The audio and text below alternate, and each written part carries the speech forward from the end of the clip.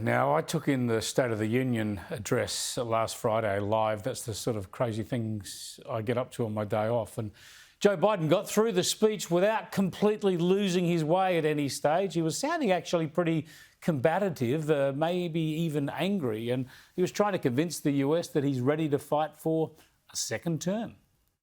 I see a future for all Americans.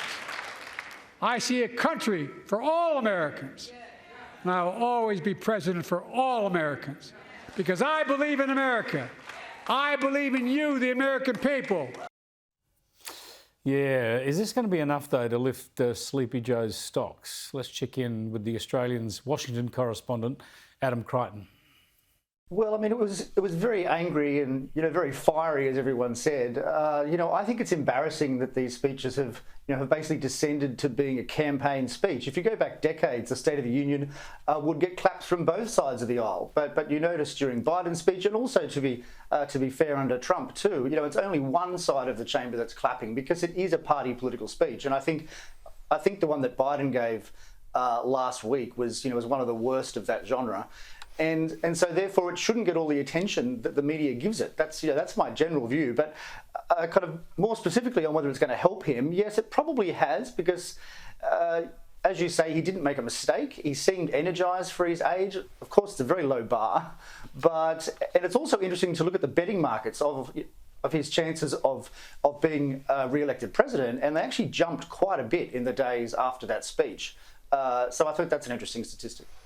Yeah, look, I remain to be convinced that he can possibly run. I just don't see how the Democrats can run him again. But at the moment, that's what we're looking at because he got through that speech without completely falling over and because of the state of the primaries. It's shaping up as a Trump versus Biden contest.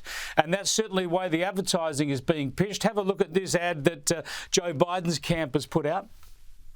Look, I'm not a young guy. That's no secret. But here's the deal. I understand how to get things done for the American people. I believe the job of the president is to fight for you, the American people, and that's what I'm doing. I'm Joe Biden, and I approve this message. Can we do one more take? Look, I'm very young, energetic, and handsome. What the hell am I doing this for? Yeah, a bit of self-deprecation from Joe Biden there, but it's the key point is he's defending his own sort of capability, his age and his capability. Yes. Yeah, certainly it's a very noticeable shift from the past couple of years where the White House was always saying, no, he's very, very sharp, he's fluent, he's on the ball. And so now obviously they're saying, well, actually, look, he is a bit old and, he does fumble. So I think that's a very marked change of political strategy. But look, I don't think it's an effective ad. I think the jokes are really lame. They're not funny. I mean, it's it's not meant to be a joke. This is the presidency of the United States. The country's facing serious problems, and he's making these lame jokes. And these ads cost, I think, $30 million. So I mean, it makes you wonder. Yeah, strategically, I think it's bizarre because they're focusing on his greatest weakness. They would argue they're trying to turn that around, but it's his greatest weakness. So have a look at the Trump campaign. They hit back straight away with their own ad. Look, I'm not a young guy. That's no secret.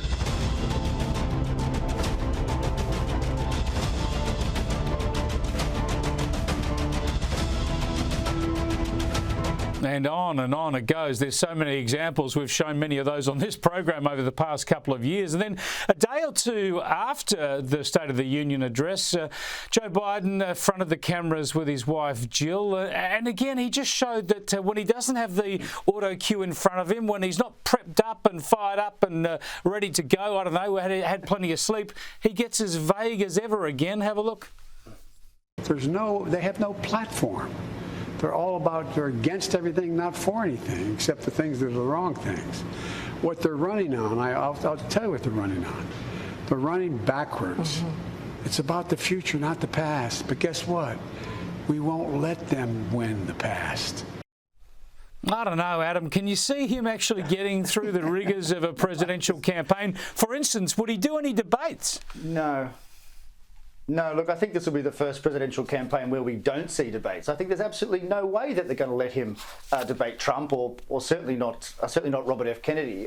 So look, yeah, it's going to be a terrible campaign, and the turnouts for his rallies are just appalling. I mean, the ones he's done over the last week, there's barely 36 people turn out, whereas Trump gets hundreds and thousands in some cases. And I think he went to a UFC game on Saturday or Sunday, and he got a extraordinary raucous welcome from the crowd. I mean, the contrast is extreme.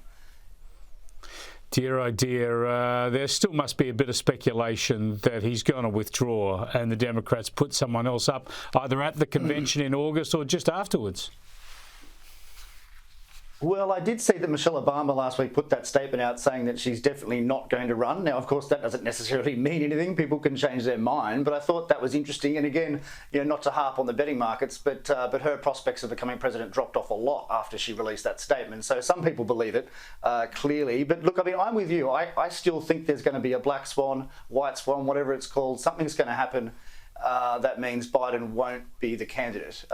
We've still got 9 months to go or whatever, so there's plenty that can happen. I mean, he himself may change his mind, which of course is a necessary condition for there to be any change. Indeed, Joe Biden needs to know his own mind. Thanks so much for joining us, Adam. Always great to catch up. Thanks, Chris. Thank you.